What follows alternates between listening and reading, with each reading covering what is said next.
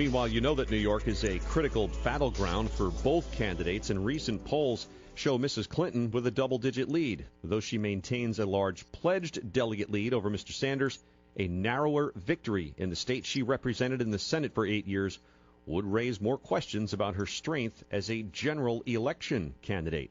USA Today reporter Heidi Prisbilla has a look at Mrs. Clinton's strategy to win the Empire State on Tuesday. Heidi, set the scene. This could really, have the potential here to be the final kneecap just in terms of the math to Bernie Sanders. And I think both sides know that. It's not just a question of New York being, a bloodier sport where politics is a bloodier sport. This is also about where we are in the campaign right now in terms of the delegate math. This is a state with the highest number of delegates after California, 247. So if Hillary Clinton beats Bernie Sanders here, I think, we're talking about him still going on with his campaign because he said that's what he's going to do through the convention.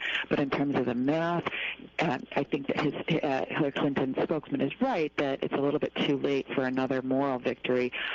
He'd have to actually beat her here for this to be a game changer. All right, so doesn't mean she's not looking over her shoulder, obviously, Adam. What's her strategy?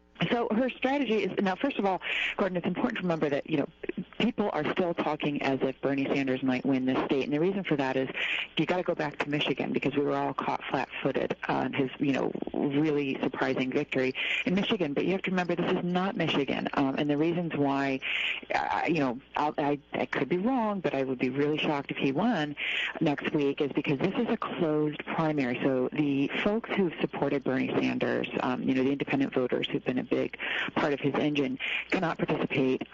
He's also, hitting her on fracking and trade deals like he did in Michigan, but she's going across those northern, upstate areas like Buffalo and reminding them of what she did to bring home the bacon as senator, big biomedical research facility there, which she was instrumental in kind of hooking people up for that, as well as things that she did for like the Finger Lake farmers.